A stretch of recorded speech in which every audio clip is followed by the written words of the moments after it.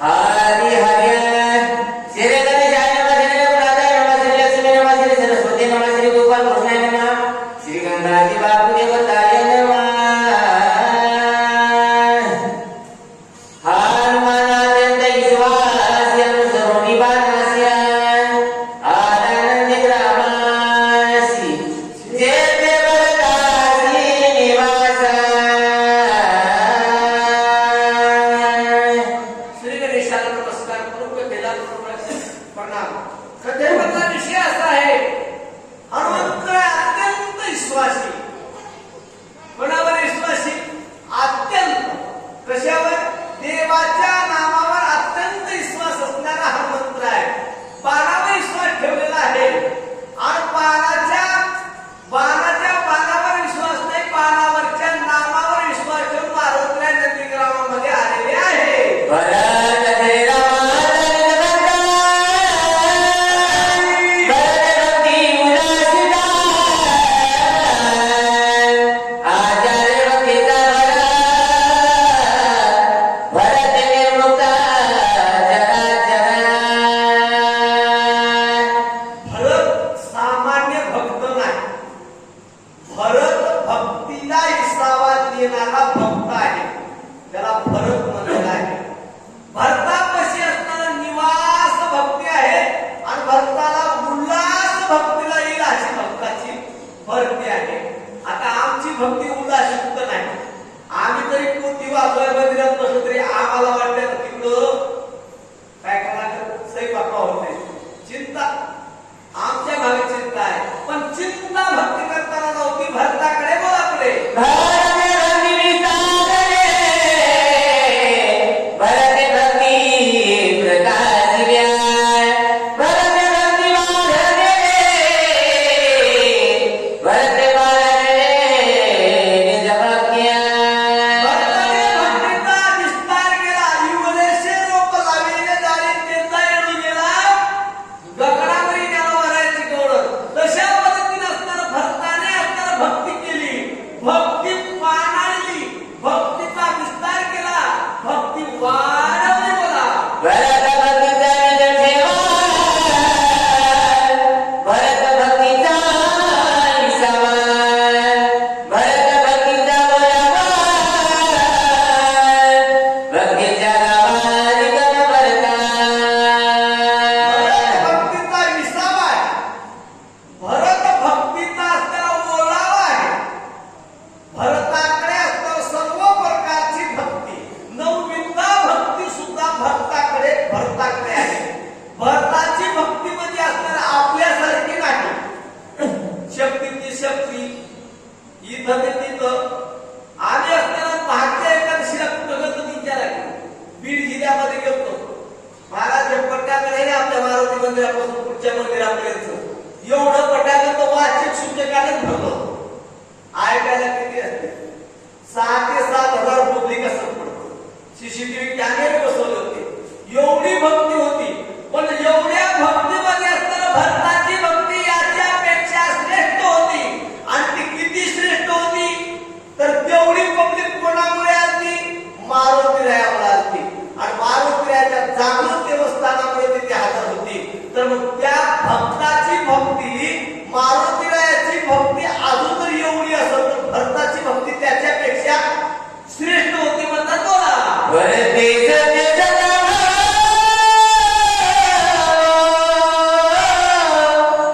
भरत साचाराम बाबा भरत प्रगट सर्वत्र बाबा सर्वास्या. आता ही ओळी अशी सांगती, भरते प्रगटे राम राव. राम प्रगट व्हावा लागतो. भक्तापाशी देव प्रगट व्हावं लागतं. ही ताकद भरतामध्ये होती. भरतामध्ये सर्व राम प्रगट झाला. होता का भरत होता, पण राम प्रगट झाला. तुम्ही म्हणता राम कशात प्रगट झाला याचं वर्णन पुढे आहे. भरतामुळे असणारा सगळ्या जीवावरचं महाभूतामध्ये राम प्रगट झाला. मारुतीला असणारा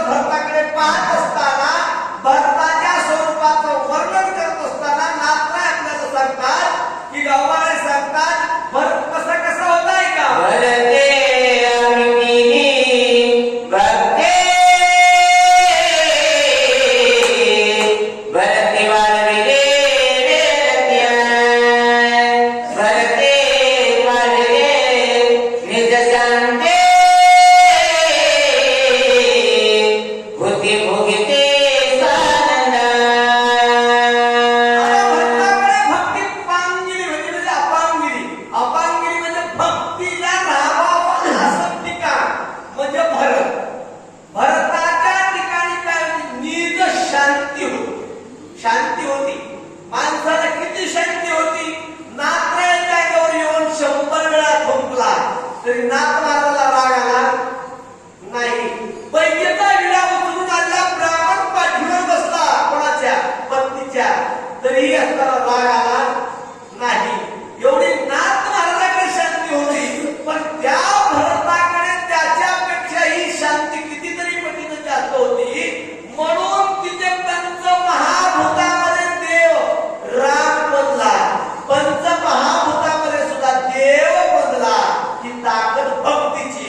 आणि ती भक्ती भरताच्या ठिकाणी होती. बोला मलयाळीच्या झाई, चंदनाची पैजाडी बाईया, तेरे डोंगर सर्वहिया, केला नवलाई चंदना.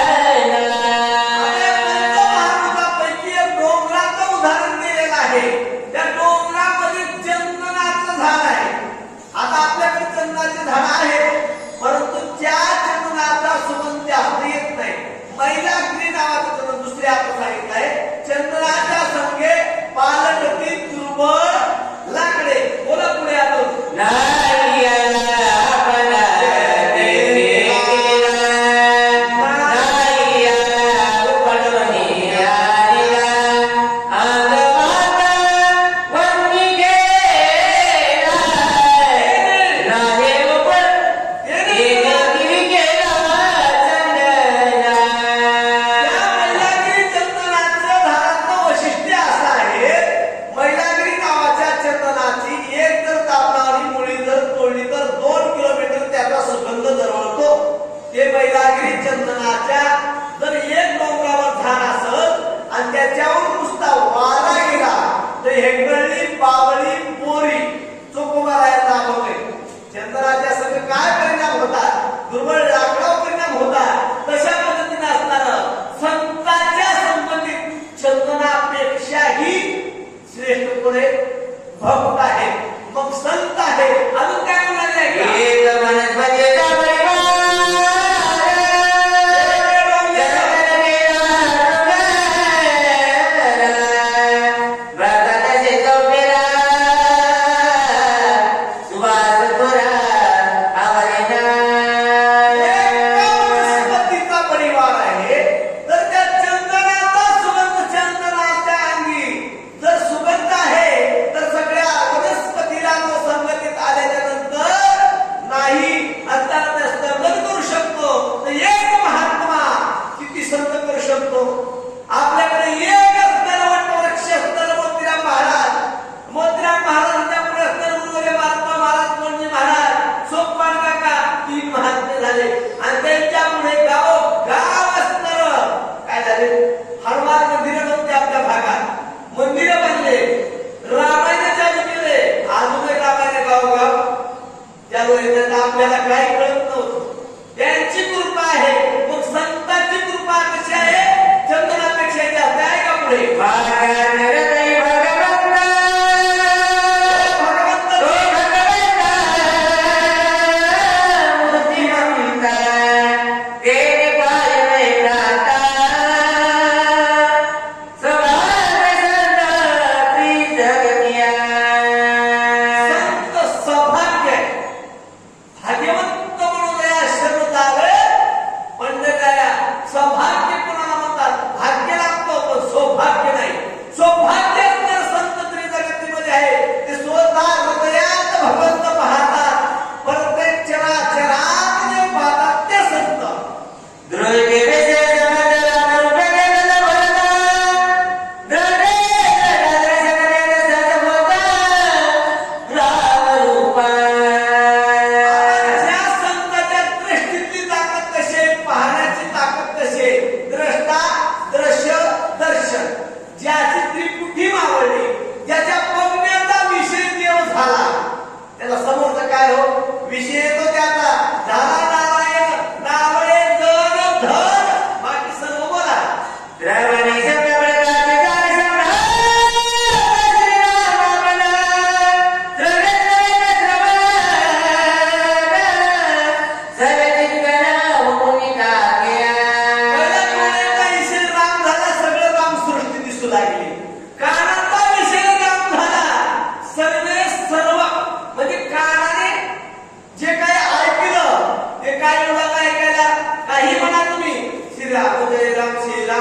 श्रीराम जय राम.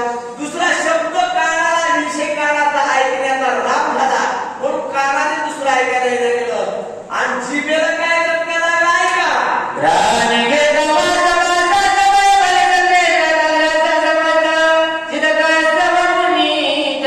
के नाकाचा विषय सुद्धा असताना नाकाला असताना वास दुर्गंध सुगंध कळतो पण नाकाचा विषय सुद्धा असताना वास असणार घेण्याचा एकच राम हे सुगंध आल्यामुळे त्याला दुसरा सुगंध येत नव्हता मला.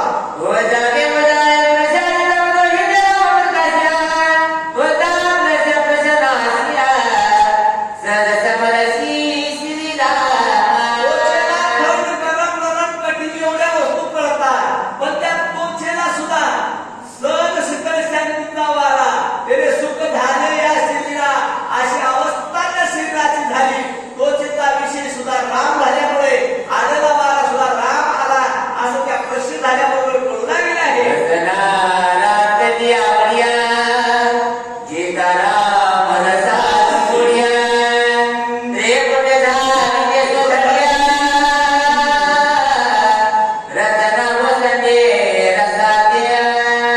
जिभेवरती अक्षराचा रस अमृतमय असं फिकेपुढे जिभेचा जो असणारा विषय असणारा जिभेला चवी कळतात खरड तुरट आंबट 6 प्रकार तिखट आणि गोड अशा जिभेला चवी कळतात पण या जिभेला एकच चव लागली की राम रसाची गोडी.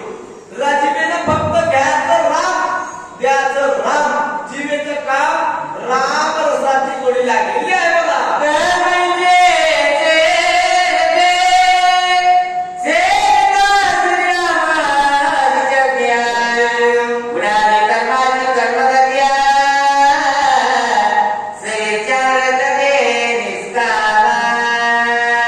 आता मुख्य मालक कारभारीच चांगले राहणार यावर बाकी घरदार आनंदाने घातले आणि मालकच बाजारावर एखादी याची खेळ झाल्यावर बाकीच्याला शिकवायची गरज लागत नाही. मग मालकाने नीट तशी कर्म इंद्रियाची जैशी रीती. आता सेवक मालक नीट झाल्यावर सेवक काम नीट करतात आणि मालक बिघडल्या सेवक बिघडतात म्हणून हे 5 ज्ञानेंद्रिय असणारे आहेत ना त्या ज्ञानेंद्रिय जसे वागतात त्याचे सेवक कर्मेंद्रिय आहेत. त्याचे सेवक असणारे कर्मेंद्रिय आहे त्याला ते काम करावं लागतं म्हणून कर्मेंद्रिय जसं सेवक वागतात सेवकाला काय नाही जसं मालक आहे तसे सेवक बोला.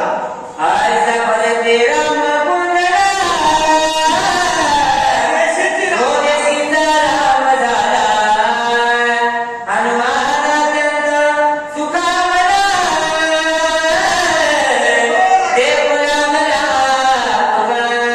देशामध्ये असणार काय झालं तो देशाची राम झाला. देश म्हणजे दुसरा नाही की आपला 10 इंद्रियाचा जो देह आहे हा जो पंचमहाभूताचा देह आहे हा देशाची राम झाला.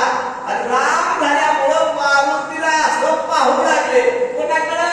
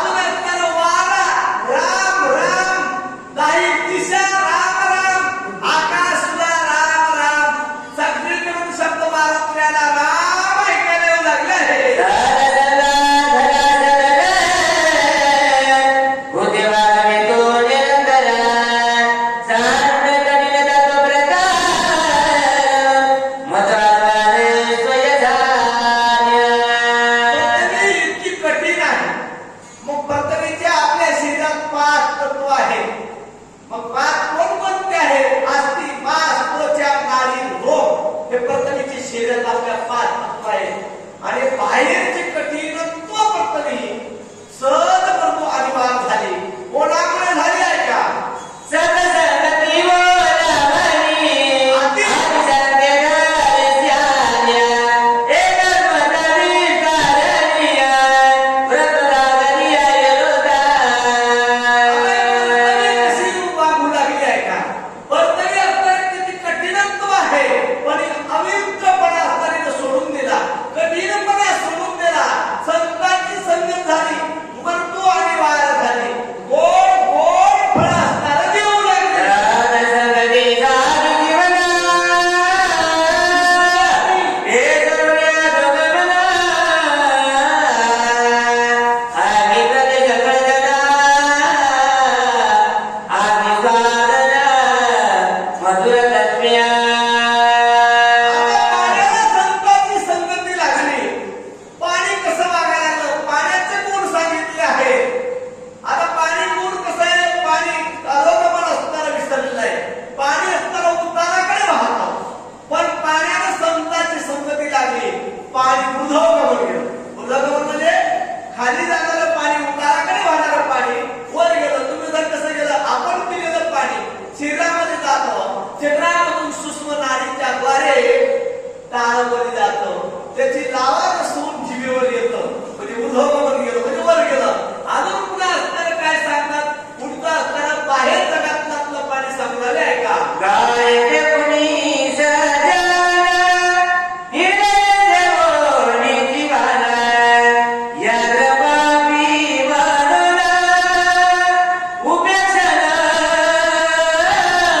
नकलीचा.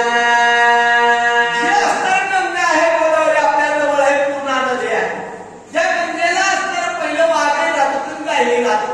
त्या गंगेला असणारं पहिलं गाय पाणी प्यायला गेली, आणि गाय पाणी पिऊन वर येत असताना वाघाला तिची शिकार केली, वाघ पाणी प्यायला गेला.